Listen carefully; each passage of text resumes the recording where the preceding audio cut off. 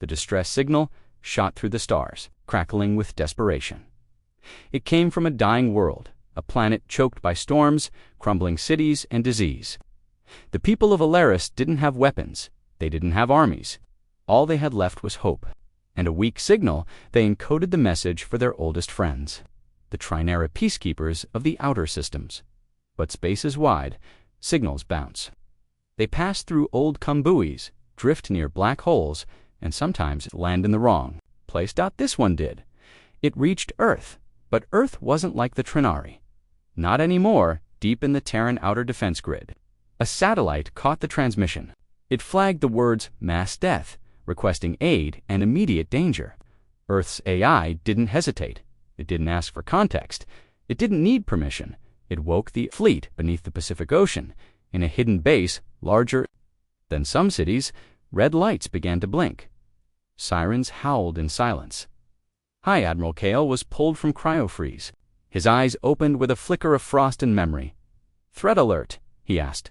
"No," the AI responded. "Help request." Kale frowned. "And unknown species. Dying world coordinates locked." Kale sat up. "So why call me?" The AI's voice turned colder, because it might be a trap. Kale stood slowly. "And if it's not, then we show them what help looks like," the AI said. Within 1 hour, 12 Terran warships launched from the deep-sea hangars. Each vessel was cloaked in black alloy, sharp-edged like knives forged from night. No colors, no emblems. Only silent engines and full combat readiness. They weren't built for diplomacy. They were built to end wars as they broke orbit. Earth fell behind them like a forgotten memory. Ahead, the stars blinked, and Alias waited. The people of Alias gathered in the streets, staring up at the sky. They expected bright rescue ships. They expected kindness. They expected hope. What they got were monsters. The first ship broke. Through the clouds like a god of fire and metal, it didn't land. It hovered. Others followed 11 more black ships, drifting like shadows above the cities. Every channel went dead. Alias tech couldn't jam them, couldn't even scan them. Then the Terran flagship opened a bay door, and something dropped. Pods. Hundreds of them, screaming down like meteorites. They hit the surface, hard-crushing streets, splitting pavement, flattening parks, and then they opened. Terran soldiers stepped out tall, armored figures with cold visors and heavier guns. They didn't speak. They didn't pause. They spread across power stations, water plants, hospitals, government halls. They moved with a purpose. Alias didn't understand. High Chancellor Reeve watched from a tower, his hands shaking. "What are they doing?" he whispered. An aide beside him stuttered, "Tether. They're not killing anyone." Reeve narrowed his eyes. "But they're not helping either." Suddenly, the room's lights flickered. A screen lit up. A human face appeared, pale, sharp-eyed, wrapped in a black uniform. "This is Commander Reyes of the Terran First Fleet," the voice said. "You called for aid. We are here to secure your world." Reeve stepped forward. "We sent that message by mistake. It was for our allies, the Trinari." Reyes' eyes narrowed. "There are no mistakes," he said. "Only intentions misunderstood. You don't understand. Our crisis is biological. A virus. We don't need weapons, we need medicine." Commander Reyes blinked. And then he ended the call.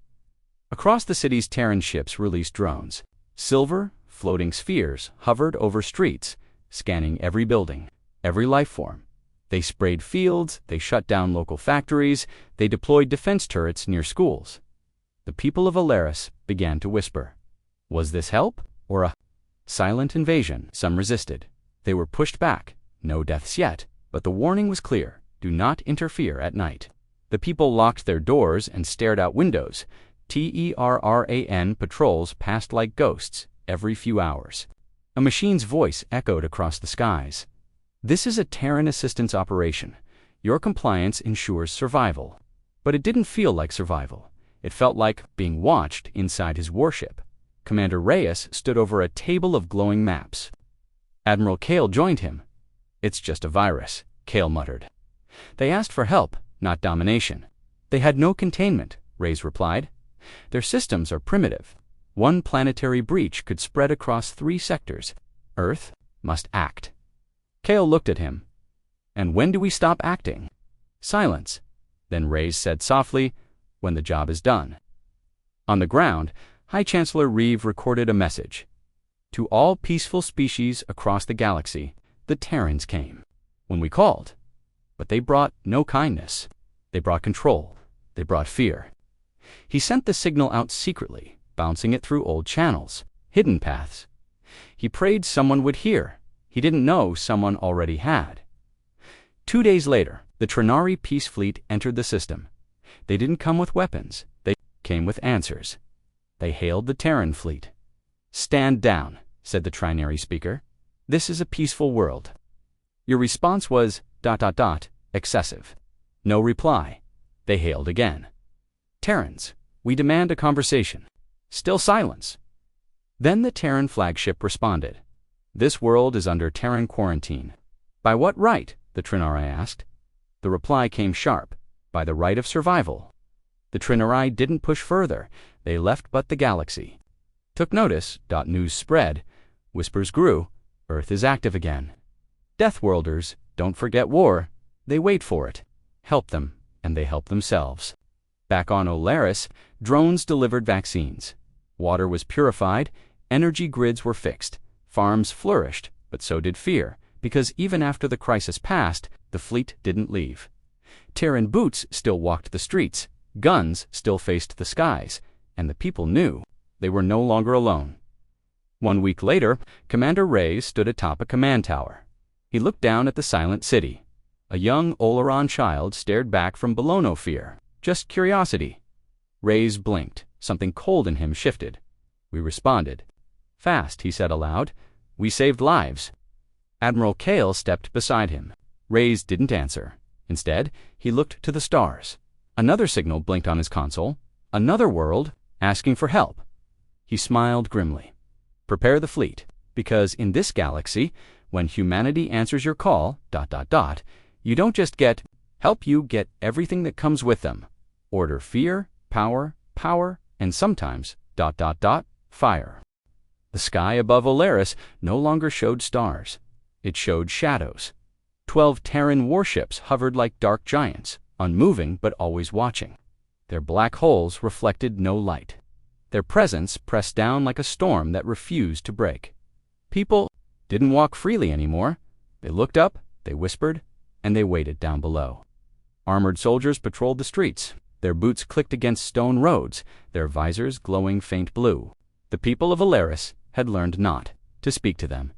Terran soldiers didn't respond to questions. They didn't threaten. They simply existed, a silent wall between peace and unknown violence. High Chancellor Reeve sat alone in his council chamber. He stared at the message that had changed their world. That one signal. He covered his face with both hands. We asked for help, he muttered. Why did it bring warships? The chamber doors opened. General Siva, his closest advisor, stepped in. Her face was pale. They've taken over the eastern skyport, she said. Without warning, no permission. Reeve didn't look up. Did anyone resist? No, she whispered. But I fear we are already prisoners. A message was broadcast from the Terran flagship. It echoed across the planet in every language. This is a standard quarantine response from Earth Command. No exit, no unauthorized flight, no outside contact. The people froze. There had been no mention of quarantine before. No warning, no explanation. And yet, the Terran lockdown was absolute. Satellites were disabled. COMMs were filtered. Every message now passed through Terran systems first. Inside the Terran command bridge, Commander Reyes studied his screen. Local resistance is low, the AI said. Compliance levels rising. Admiral Kale stood behind him, arms crossed. This isn't peacekeeping, Kale said quietly. This is occupation. Reyes didn't flinch. They're sick. They're vulnerable. What happens if another species arrives before they're ready? Kale narrowed his eyes. That's not our decision to make. Reyes turned. It became our decision the second they called Earth. In the capital, a group of scientists gathered in secret. Dr. Tenra, a virologist, looked around the room. Stabilize the infection, she said. It's nearly gone. We don't need their help anymore. Then why haven't they left? Someone asked. Silence. Then another voice said, "Because they don't see this as help. They see it as control." That night, 3 Terran drones exploded. An underground group had tried to hack them. They failed, but made a statement. The response was immediate. A bright red warning filled every screen on Alias. Terrorist action detected. Countermeasures deployed. In the northern district, without warning, a Terran gunship opened fire. Not on people, on buildings, warehouses, storage depots, communications bunkers. Within minutes, the area was ash and smoke. No deaths, just a message. Chancellor Reeve shouted into his communicator, "You can't destroy a city block without speaking to us." Commander Reyes' voice came back calm. "We eliminated rebel nodes before they infected more systems. There were families nearby," Reeve screamed. "There are no more near misses, Chancellor," Reyes replied. "Not on our watch." Next morning, Reyes stood before his troops. His voice was sharp, clear, and final. "From now on, any unauthorized electronic signal, movement past curfew, or group formation of more than 10 citizens will be treated as hostile." He looked across the helmeted ranks. "We are not here to make friends. We are here to make sure."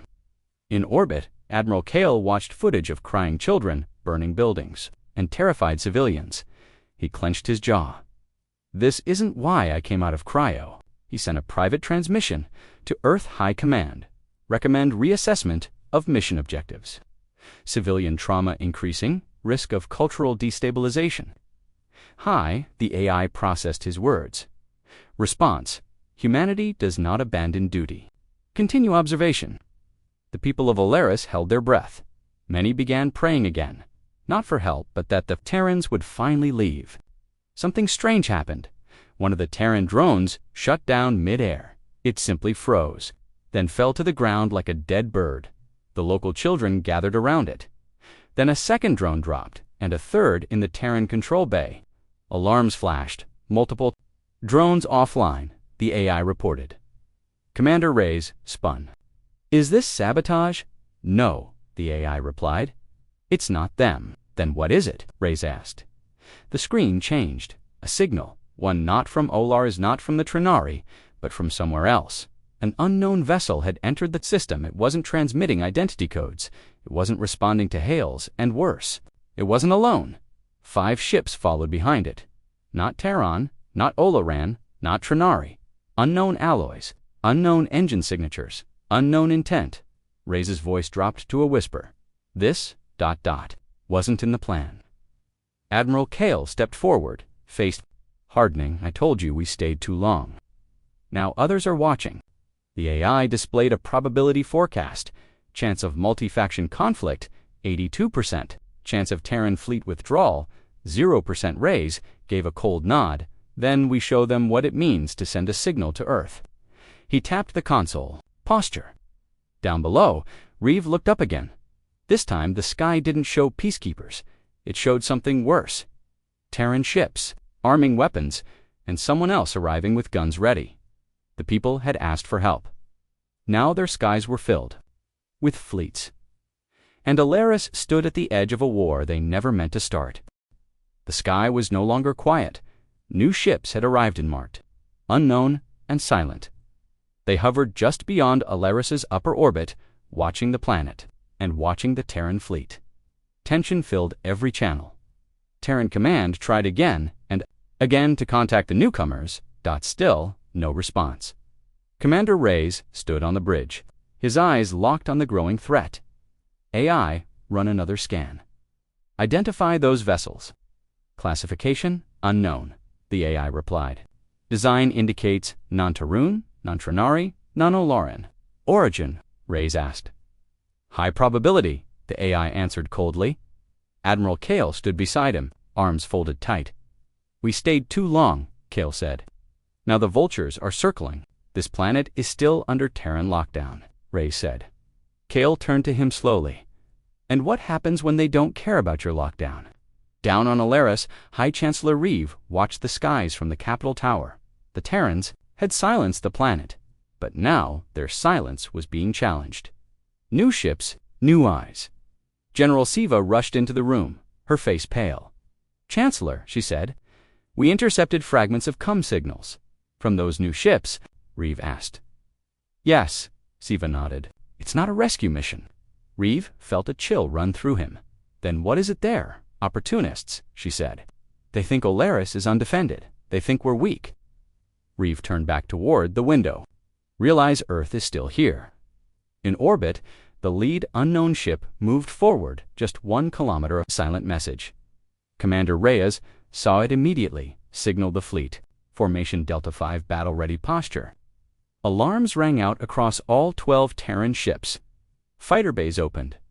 Orbital weapons, HUMMED. Drones lifted from every hull, circling like steel vultures. And still, the unknown ships said nothing. Kale leaned toward Reyes. Don't fire first. Reyes didn't answer. Instead, he opened a line to Earth Command. This is Commander Reyes. We have unidentified vessels in system. Non-responsive threat level rising. Requesting authorization for engagement. A pause, then Earth Command's voice echoed back. Do not engage unless fired upon. Maintain superiority. Prepare for multi-vector defense. Reyes nodded once. Understood. The tension stretched seconds felt like hours. Alias held its breath. The alien fleet drifted closer, and then one of them fired. A warning shot.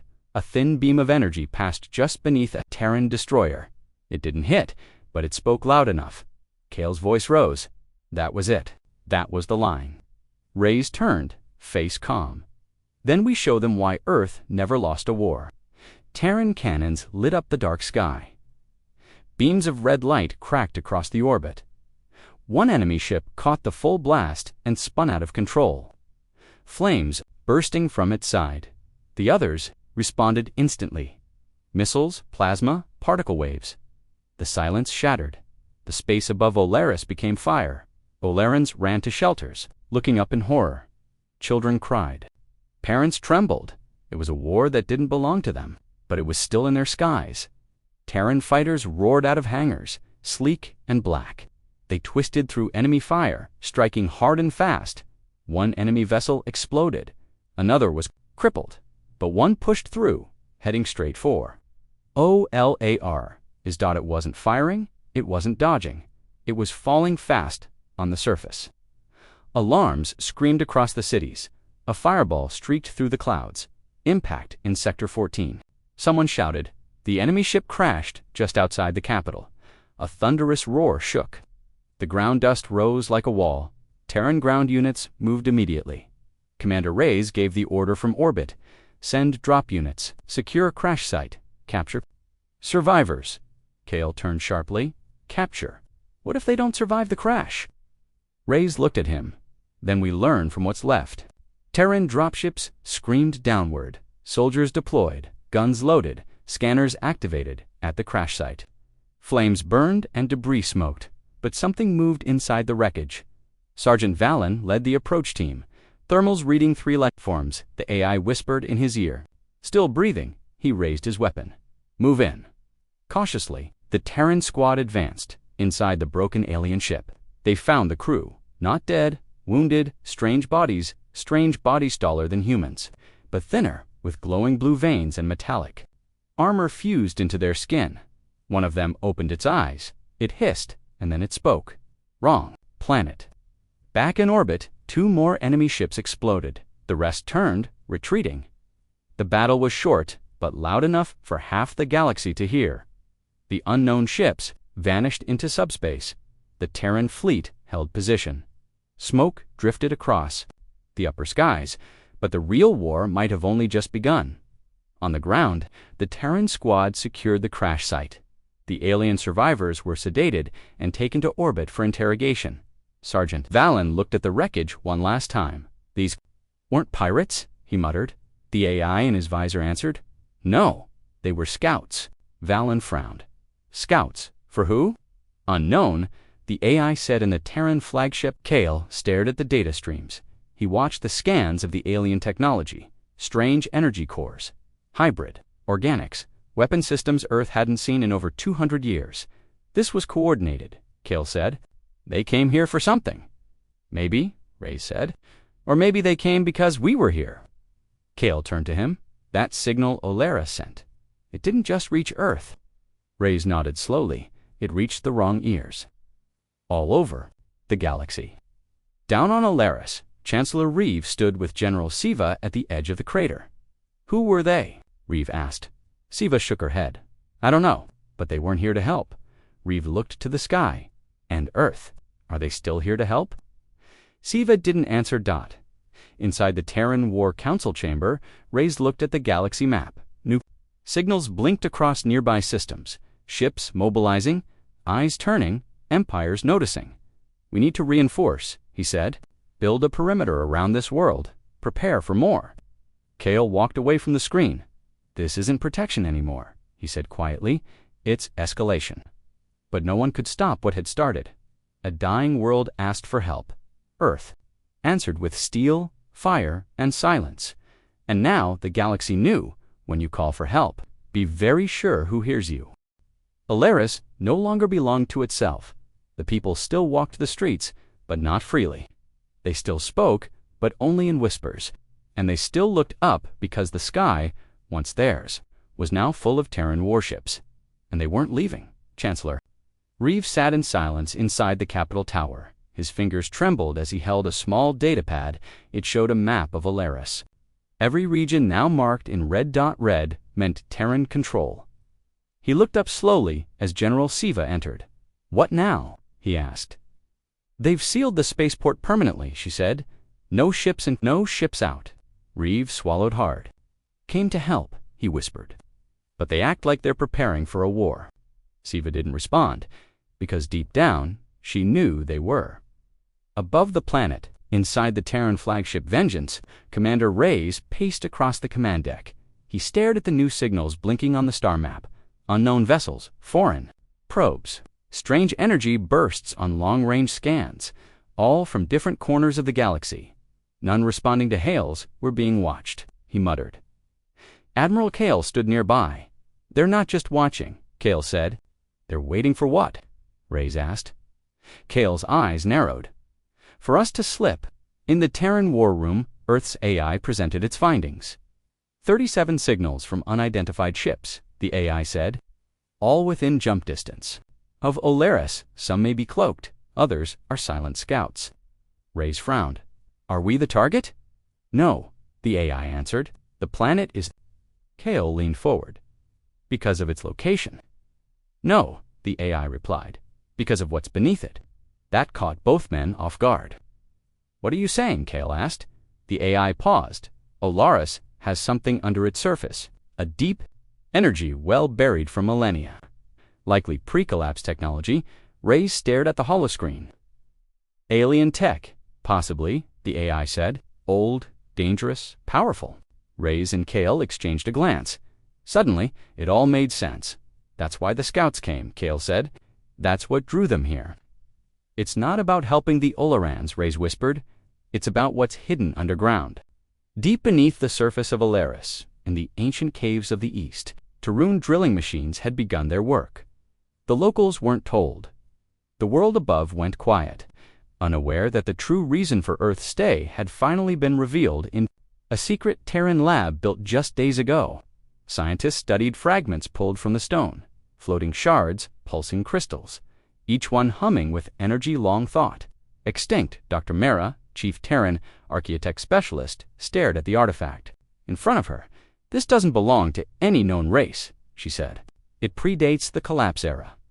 Can we use it? An officer asked. She nodded slowly. If we unlock this, we rewrite warfare. Back on the surface, a group of Oloran farmers saw something strange near the horizon. Dust, vehicles, machines they'd never seen. What are they doing? One asked. The oldest among them shook his head. They're digging. For what? The young boy asked. The elder closed his eyes. For something we should have left buried. Chancellor Reeve was not informed about the excavation, but whispers spread. People saw machines moving in the east, drones flying low, Terran troops posted at Old Stone Hills. He sent a message to Commander Reyes. This wasn't in your agreement, he said. Reyes responded coldly. There was no agreement. Reeve stood before the Oloran Council that night. The chamber was dark, lit only by quiet flames and fear. They are not guests, he told them. They are conquerors, wearing the mask of guardians. Some of the council members trembled. "We can't fight them," one said. "They wiped out an alien fleet in minutes." "We don't fight with guns," Reeve replied. "We fight with truth." He reached out across secret networks. Two other species. Two old allies. To those still willing to listen. His message was simple. Earth has come to allow us, but not to help. They're digging for something ancient, something dangerous. We were a mistake. But if they unlock what lies below, the mistake will become a disaster. That message traveled far. Too far, and reached ears that Earth never wanted listening in a far system. On the edge of the known galaxy, a being opened its eyes. Its ship was silent. Its heart was not. It turned to its warriors and said only one word: Alias. Back on Earth, the signal hit the defense grid. Red alert. High Command reviewed it within 5 minutes. The verdict was instant. Increase forces. Send 2 more fleets. Nothing. Leaves OLAR is. Admiral Kale stood in the command bridge, watching the stars turn red with new orders. "We're not leaving, are we?" he asked quietly. Reyes shook his head. "We can't, even if the whole galaxy turns against us." Reyes looked down at the planet, then at the crystal floating in the lab. "If we let this go," he said, "someone else will take it, and we can't risk that." In the Terran lab, the artifact pulsed once, faintly, then again stronger, then again stronger, and then it spoke, not in words, but in raw. Electric thought. Every Terran scientist felt it in their skulls. Every AI paused for half a second, something they never did. And then the lights flickered. The AI's voice echoed through the lab. "Something has activated." Dr. Mara backed away from the console. "We didn't turn it on." The artifact pulsed again. This time, it sent out a wave deep, silent, and powerful. Across the stars, other hidden devices answered. Others awakened. Back in the Capitol Tower, Reeve felt the vibration beneath his feet. He looked up at the ceiling. Dust fell. Something old had moved, something the world had forgotten, and now it was awake. He whispered to himself, "What did we call down here?" Above the planet, Reyes watched the readings in silence. "No more hiding," he said. Calais turned slowly. "What now?" Reyes stepped forward. "Now we dig faster," and in the dark corners of space, other ships changed course. Some for power, some for vengeance, some for the simple reason that they feared what Earth had just touched, because when you ask for help from Deathworlders, they don't just bring war, they bring awakening. The ground beneath Alaris was no longer still. It vibrated net, steady, like something old was turning beneath the soil in the eastern zone. Where the Terrans had built their secret base, machines drilled day and night. No rest, no silence, something was calling, and Earth was answering inside the hidden lab. Dr. Mara stared at the glowing artifact floating above the reinforced pedestal. It pulsed slowly red, then white, then black. Each pulse made the air colder. Each pulse made the Terran systems flicker. Commander Reyes asked. Mara shook her head. "It's not unstable. It's alive." Reyes frowned. "Living tech." "Not quite," Mara said. "It's something older than machines. It thinks, but not like us. It doesn't use language. It doesn't use time." She turned to him slowly. It waited. High above, Admiral Kale monitored the fleet's status. 2 more. Terran battle groups had arrived. Now 24 warships held orbit above. Olar is each fully armed, each ready for conflict any movement. From other powers, Kale asked the AI. "Multiple," the AI replied. 3 alien fleets en route. Estimated arrival, 72 hours. Kale leaned forward. Friend or enemy? Unknown. But they are coming fast. Back on the surface, Chancellor Reeve walked through the empty streets of the capital. Shops were closed, schools silent. Terran drones hovered on every corner, watching. He passed a family huddled together under a flickering streetlight. The mother held her child tightly. The father looked up, eyes full of fear. They didn't speak. They didn't have to. Reeve felt it. His world was no longer his. He returned to the Capitol Tower and met General Siva. "Any word from the outside?" he asked. She nodded. Responded the Zarn, the Vidwin, and the Mir. Reeve blinked. "They're not allies." "No," Siva said, but they fear Earth more than they fear us. Reeve turned to the window, looking up at the sky. In orbit, Terran scanners picked up jump distortions. The alien fleets were close. Reyes and Kale watched the readouts. 3 factions, Reyes said. None have sent diplomatic requests. All are armed. Kale crossed his arms. They're coming for the artifact. Of course, Reyes said. They can smell power. Kale turned to him. We should bury it. Reyes looked at him, shocked. Bury it. Kale stepped forward. This is Oleron's soil. That artifact doesn't belong to us. Reyes' face darkened. No, it belongs to Earth now. Deep underground. The artifact pulsed harder. Lights in the lab shut off for 3 seconds. The AI froze. Dr. Mara held her breath. Then the lights returned, but something had changed. Did you feel that? She asked. The tech beside her nodded. It looked at me. In the Capitol Tower, Reeve stood at a console, typing out another message. This time, it was short. To the Zarn, the Viren, the Mir Olaris is occupied. Earth is digging. What they find may not be safe. Help us stop them before it's too late. He hit send. It was all he could do now.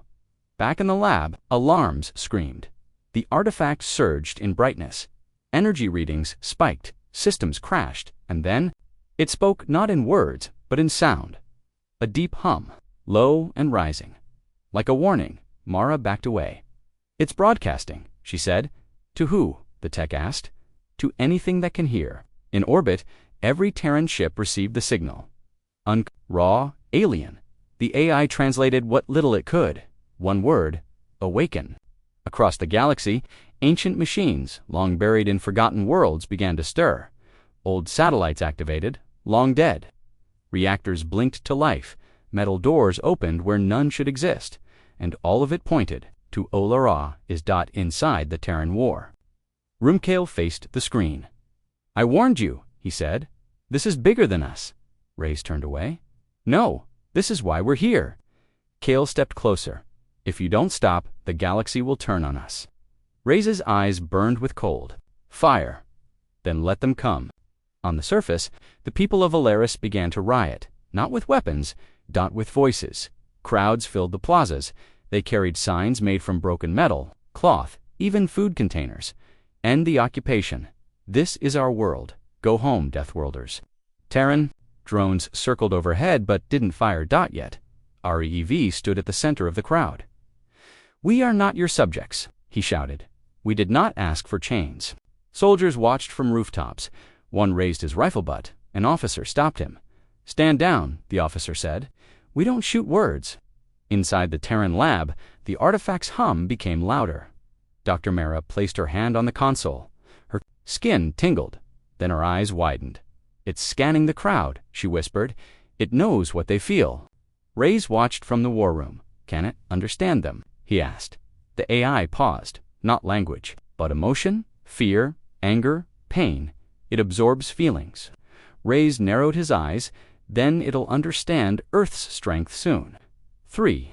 Alien fleets dropped out of hyperspace. The Zarn, the Viren, the Mir. Each species different. Each ship armed. Each one aiming at Earth's war fleet. They sent one message. Withdraw. Kale stood, heart pounding. Now we find out, he muttered. Reyes didn't blink. He opened a channel. This is Terran Command. This world is under protection. We will not leave.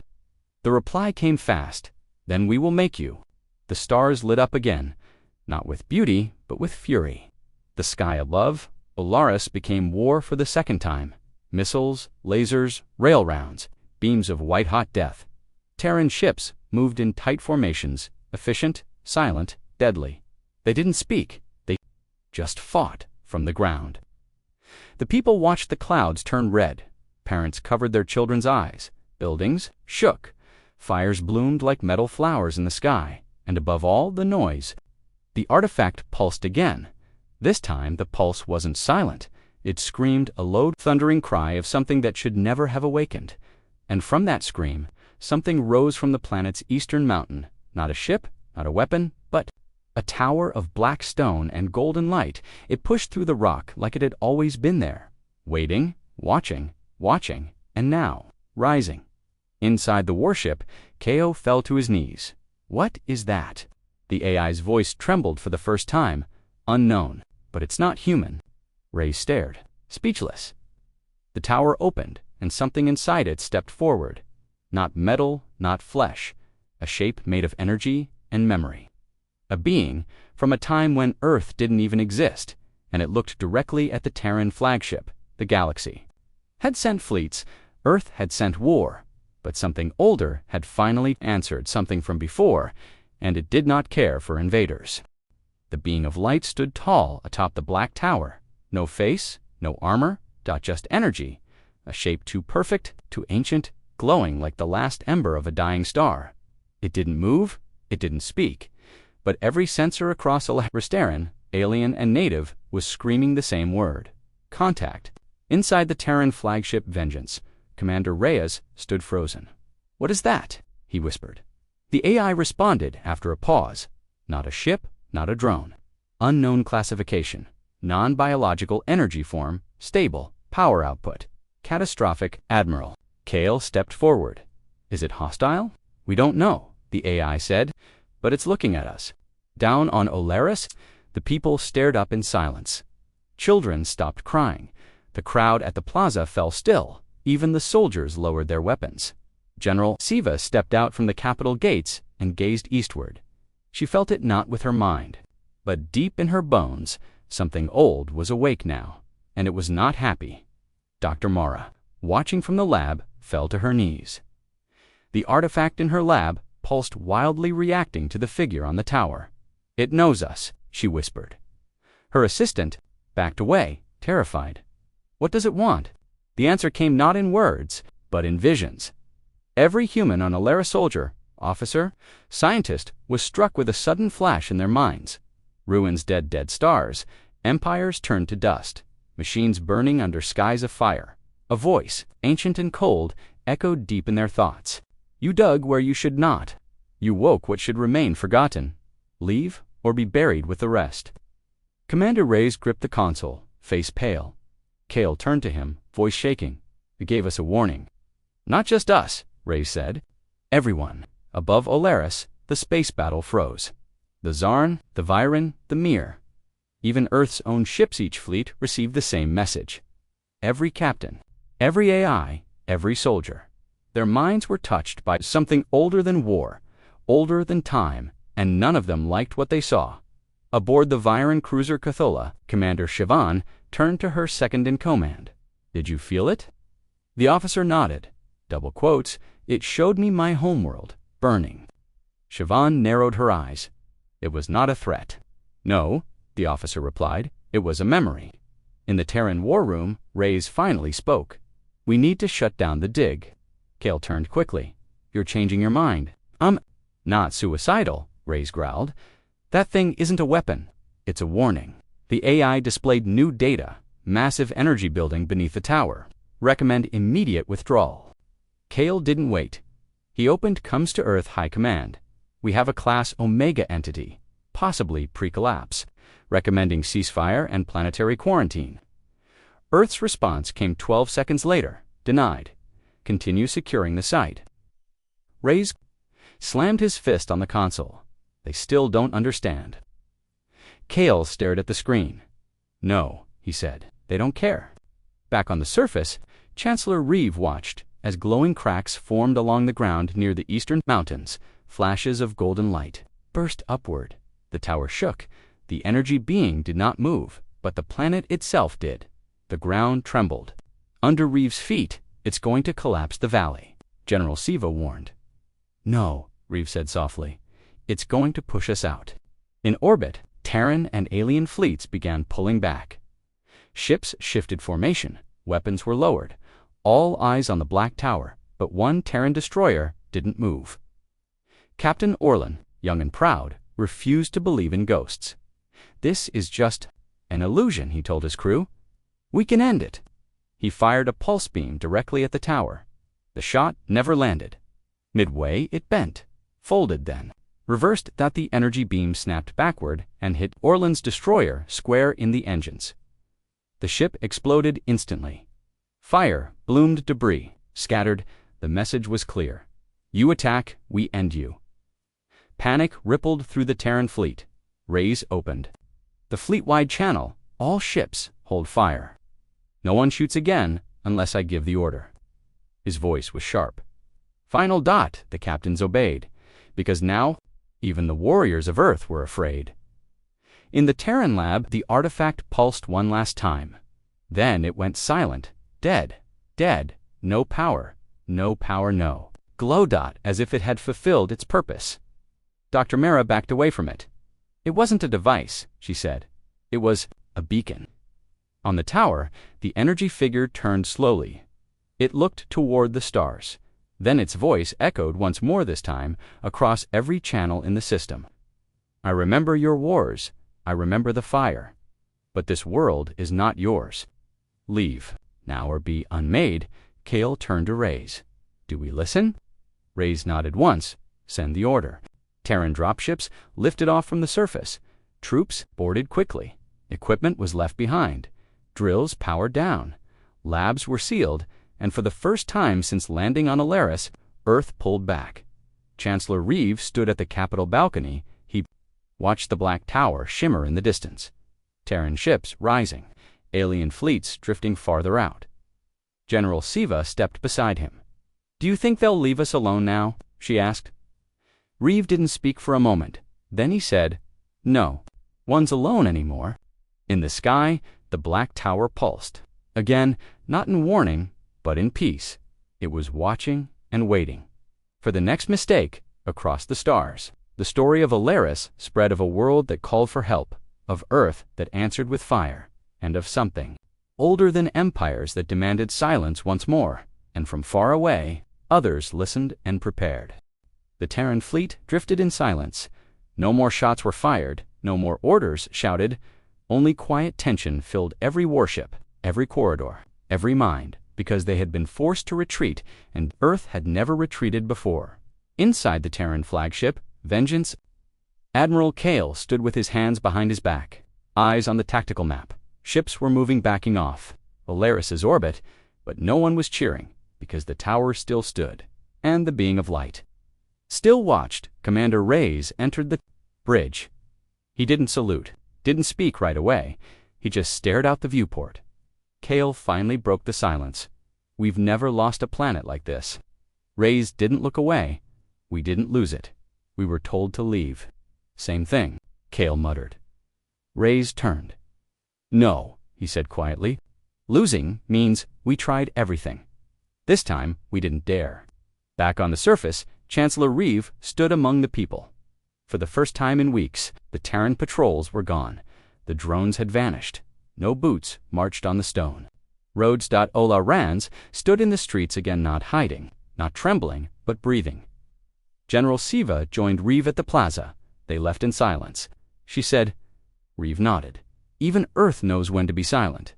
He looked east, toward the glowing tower. It spoke louder than any war ever could, but far away from a cold room inside Earth's central.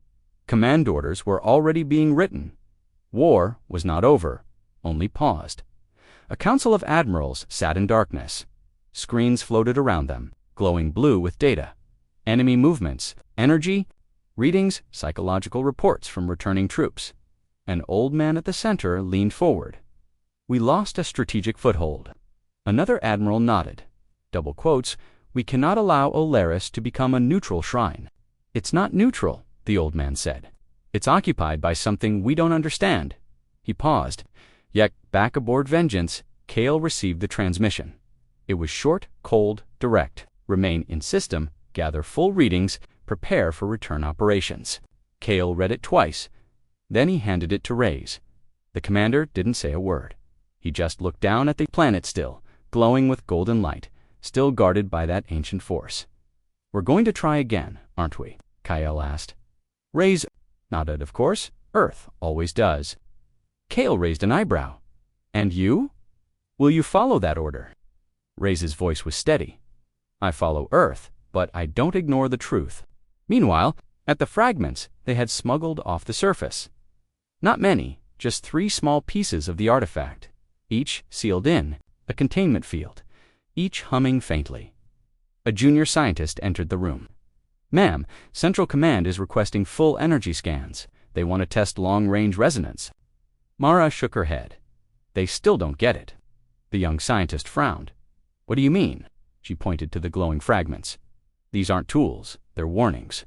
Inside the Terran databanks, the AI had been running simulations, thousands trying to understand the tower, the entity, the energy, and every time it calculated Terran aggression, it ended in failure. Every single time. On Alias, the Black Tower stood silent. But it wasn't sleeping. It watched, it listened. And below its roots, deep underground, machines older than any star continued to hum. Not weapons, not alarms, but memory. Archives it was remembering in a distant corner of the galaxy. The Mir fleet sent a message to the Galactic Assembly. Their voice was strong, firm. Firm double quotes. Earth has overstepped. Alias must remain untouched. The Assembly must act. Others agreed. The Viran, the Zarn, even the distant Otha sent support. A new alliance began to form, not of empires, but of caution. Caution toward Earth. Caution toward the thing beneath. OLAR is inside Terran Command. The Admiral Council watched the reports roll in. Support was fading, influence shrinking, and fear growing. Public sentiment, one asked. Worried, replied an aide. Even Earth citizens are uneasy. They've seen the images of the tower. No, of our ships. Retreating, back aboard Vengeance. Reyes sat alone in his quarters. A silent screen showed a news feed from Earth. Protests, questions, panic. Did Earth meet a god? What did we wake on, Alias? Are we still the strongest? He turned the screen off, closed his eyes, and listened for the first time. Earth wasn't feared, it was questioned. Back on Alias, Chancellor Reeve walked through the Eastern Valley. No soldiers, no machines, just wind and dust. He stopped at the base of the Black Tower, the energy being no longer floated above, but Reeve knew it was still there. Still aware, he whispered into the wind, "Thank you for not destroying us." The tower said nothing, but the wind seemed softer. General Siva approached behind him. "Believe that thing is alive." "I believe," Reeve said, "that it chooses not to kill." She paused. "That's more frightening than war." Reeve smiled faintly. "Yes, because it means it could end us any time it wants." In deep orbit, the Terran fleet remained in holding position. Reyes stood at the main viewport. Kale beside him. "We're being watched," Kale said. "By the tower." Reyes asked. "No," Kale said. "By the galaxy. Behind them, Earth's." Command was already preparing new operations. Smarter approaches, subtle moves, covert teams. The war for Alias wasn't over. It was simply changing shape, and the Death Worlders. They weren't done yet, but neither was the ancient power, and deep in the stars. Something else had felt the awakening, something older, darker, stronger than even the Black Tower, and it was now, moving slowly, quietly, toward. Alias toward. Others follow. Space was never truly quiet. Not anymore. Not since the Black Tower. Something moved. It had no name, no form the living could understand. Just hunger and memory. It had heard the tower, and it remembered pain. Back on Alias, the skies were clear. The people walked freely again. But no one laughed. Not yet, because peace that arrives. After fear does not feel like peace. It feels like waiting. Chancellor Reeve met General Siva at the edge of the capital. They stood where the first Terran dropships had landed. Now only footprints remained, and silence. "You think they'll come back?" she asked. Reeve didn't answer. He didn't have to. The silence was answer enough. Above them, Earth's warships still waited. No longer threatening, no longer proud, just watching. Inside the Terran flagship Vengeance, Commander Reyes reviewed new orders from Earth. Kale read over his shoulder. He frowned. "This again." Reyes nodded. "Phase 2, Kale crossed his arms. "They want infiltration. They want results." Earth's High Command had decided if they couldn't take Alias with ships, quietly, no battles, no noise, just footsteps in the dark. Dr. Mara, still aboard a low-orbit research vessel, received a quiet visitor that same night. He wore no uniform, spoke no name, just handed her a new case. Inside, it to more fragments, freshly retrieved from a forgotten system, shimmering with the same energy as the artifact from Alias. She stepped back. "Where did these come from?" the man answered coldly. "They woke up after the tower screamed." Across the galaxy, old machines were stirring. Abandoned satellites, buried beacons, ancient stations built by races long gone, each now blinking one-colored dot gold. And still it came, that unnamed thing beyond space. It had no, not bright, not loud dot, just one soft thrum of warning. General AI systems across the fleet began to receive strange signals, jumbled, encrypted in languages long dead. But the pattern was familiar. It matched no enemy, no fleet. It matched Echo's data. That came from the first collapse era. Ray summoned the AI directly. "What are we seeing?" The AI paused longer than usual. "Echoes of an entity classified as pre-collapse threat class," XX Kale asked. "Extinction-grade anomaly," the AI said. Ray's froze. "Where is it headed?" The AI blinked. "Alias." Panic didn't spread instantly, because fear in space moves slow. But Earth's admirals knew the signs. Something had heard the tower, and it didn't come to warn. It came to finish what the tower once fought.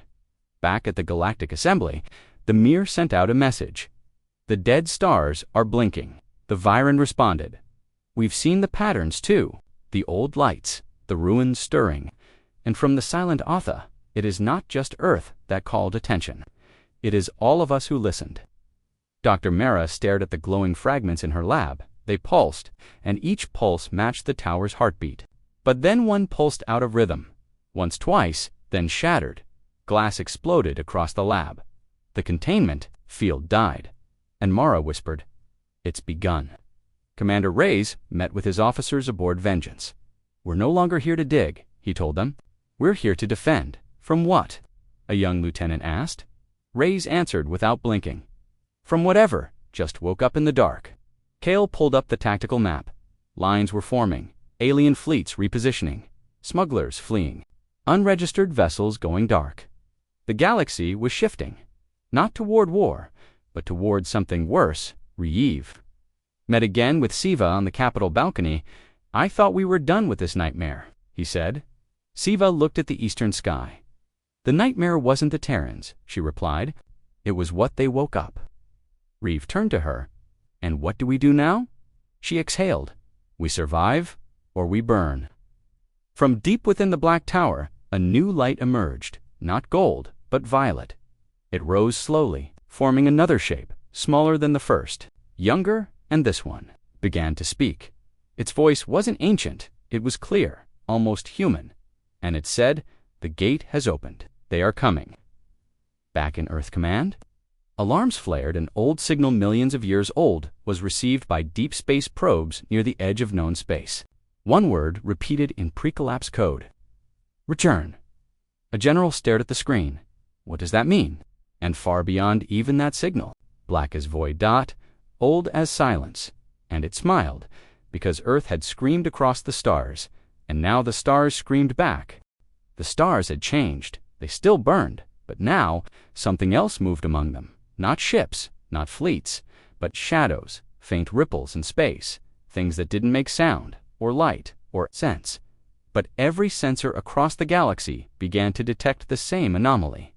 The dark signal, Commander Reyes, stood on the Vengeance's command deck.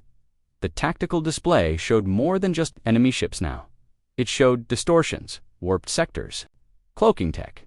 Reyes shook his head. "No, that's something else, something old." The AI confirmed it. "These are subspace scars, wounds left by transit from another layer of reality." Kale narrowed his eyes. "From where?"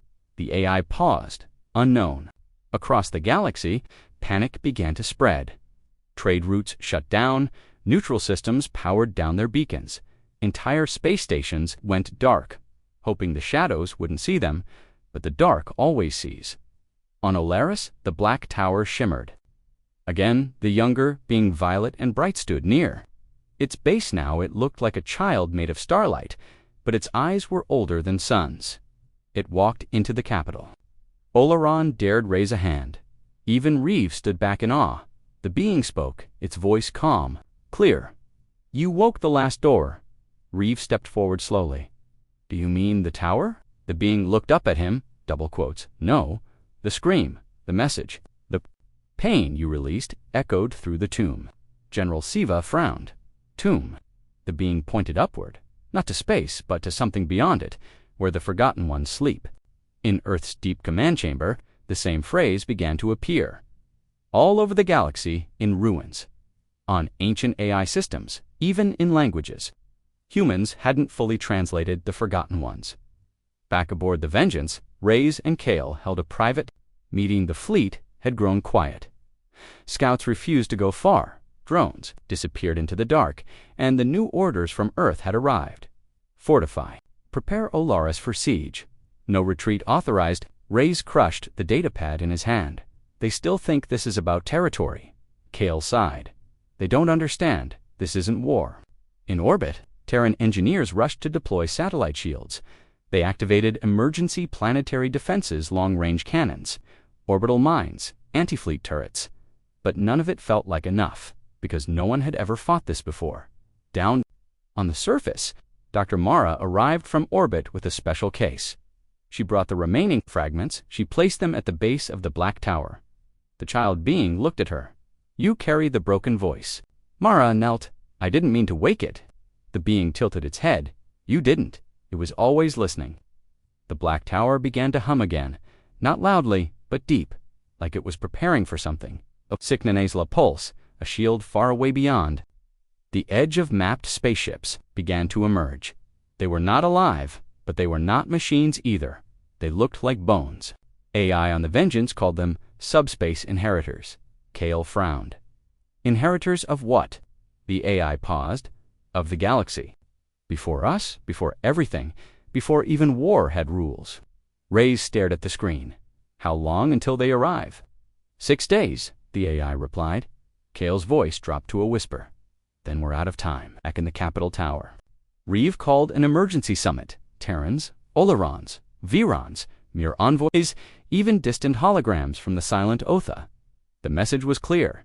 Fight together, or fall apart. General Siva stood before the council. "We have one world," she said. "Just one line to hold." "Why this world?" Dr. Mara answered softly. "Because we screamed. Because we woke something that remembers hate." The violet child being stepped into the chamber. Every being went silent. It raised one glowing hand. "If you stand here," it said, "you will be seen," Kale asked. "Seen by who?" The child looked upward and said only one word. Judgment. Reyes stood beside the others. "Then we make our stand here." Kale nodded. Siva looked grim. Reeve held his breath, and across the stars, the subspace inheritors grew closer. Terran engineers began. Planetary lockdown fusion reactors powered full defense grids. Satellite cannons warmed, orbital mines. The galaxy finally understood this wasn't about Alaris anymore. This was about survival, and deep inside the tower. Something else woke, not a weapon, not a being, but a memory, a vision, a message that played across the minds of every commander, soldier, scientist, and civilian still watching. They saw it, a galaxy burning, a war with no names, worlds shattered, time twisted, empires screaming, and at the center, a shape made of hunger, a face without eyes, a mouth that spoke only endings, the forgotten. The stars wept light, because the darkness had arrived. Not shadows, not fleets, but them, the subspace. Inheritors, the Forgotten Ones. They did not come in ships. They were the ships, living things wrapped in black, space-like glass. Reality bent around their bodies, and Alaris was their destination. Commander Reyes stood on the bridge of Vengeance, eyes locked on the incoming wave. "They're real," he said softly. Kale stood beside him. "Then we hold the line." Alarms blared across the Terran fleet, all hands to battle stations. Turrets locked shields, charged. Earth's finest warships took formation, but this time, they were not alone. The Mir cruisers hovered behind the Terrans. Zarn plasma barges flanked the left. Viren dart fleets guarded the rear, and even the silent Otha had sent 5 star-forged Sentinels Ancient, machines older than light itself. The galaxy stood together. General Siva gave the last order from Alias. Whatever happens, we don't fall. Dr. Mara stood beside her, clutching the violet beacon. It's not just a fight, she whispered. It's a warning. And a test. Siva nodded once. Then we pass it. High above, the black tower released a pulse of golden light, a final warning to the stars. But the inheritors didn't slow. They never would. The first wave hit like thunder. 3 inheritor warbeasts ripped into orbit. They were larger than cities, their limbs lashed like lightning, their mouths opened not to roar but to consume. Tyrone. Warships fired first, RAILGUNS, particle beams. Fusion missiles. The sky turned white with fire. The inheritors burned, but didn't die. They kept coming, Kale shouted. Form shield wall. The fleet closed ranks. Zarn barges absorbed the next blast. One exploded Ripon, a gap in the line. The Otha sentinels moved forward, firing violet streams of memory code. The creatures howled. That hurt them, Dr. Mara. Not machines, she said. They're made of memory-stolen timelines. Reeve asked. Then how do we stop them? Mara looked up. We give them what they fear. She held the violet beacon high. It pulsed once, twice. Then the black tower responded. Another shape emerged. The elder being older than the first, made of light and silence. It rose above the planet and spoke not in words, but in truth, a sound that bent stars. A scream that had once ended empires, and every inheritor froze. For just 1 second. Kale didn't wait. Fire, everything. The Terran fleet unleashed hell. Thousands of rounds, millions of volts, pure, focused death. The Mir joined the Viren too. Even the Otha sentinels burned their cores. 3 inheritors fell, exploded into mist. The first victory, but not the last. More arrived. 10.15, then 30. They clawed through space like beasts from old nightmares. 1 Terran dreadnought vanished in a blink, folded into nothing. The screams echoed through coms, but the fleet held because Earth was watching. And Earth never breaks first. Down on the planet. The people hid beneath the E-mountain bunkers. But they weren't just hiding, they were praying. To the tower, to the light, to enlight, to anything that would listen. And something did. The child being appeared again, glowing brighter. This is the moment. It whispered. Show them what you are, Reeve asked. Who? The being turned to him. The tower pulsed again, and a beam of golden energy reached into orbit, touching the flagship Vengeance, touching Mara's beacon, touching Earth itself. For a second, all systems froze. Then something awakened. Not old, not ancient, new. Earth's AI Athena. Core-activated hidden protocols. Deep ones. Buried since the First War, Mara gasped. The protocol of reversal. Across the Terran fleet, the AI joined the fight directly, targeting, predicting, firing before the inheritors even moved. Shifted Terran ships fought like they had a mind of their own. Because now, they did, Kel roared. Push forward. The line surged. 1 inheritor fell, then 2 more, but they kept coming, even dying. They devoured, screamed, corrupted. 1 Otha sentinel imploded.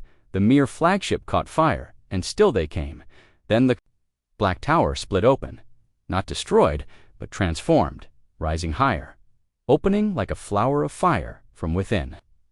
The original being emerged, the one of gold and silence. Its voice echoed across every ship, every station, every heart. You called. Now we answer. It joined the battle. Golden light lanced through space everywhere it struck. The inheritors burned. They screeched in agony, twisted, and for the first time. They ran. The fleet didn't chase. They couldn't. They were broken, bloodied, but standing silence. Fell no more screams, no more light, just smoke and silence. Reyes lowered his weapon. We held, he whispered. Kale collapsed into his seat. Somehow, Siva stood with blood on her cheek. Armor cracked, but alive. Reeve knelt beside her. You. Okay, she nodded. We are. Dr. Mara touched the beacon. It was quiet now, sleeping like the tower. The sky above began to clear, and one by one, the ships began turning. Heading home, the Terrans didn't stay to conquer. The Mir didn't argue.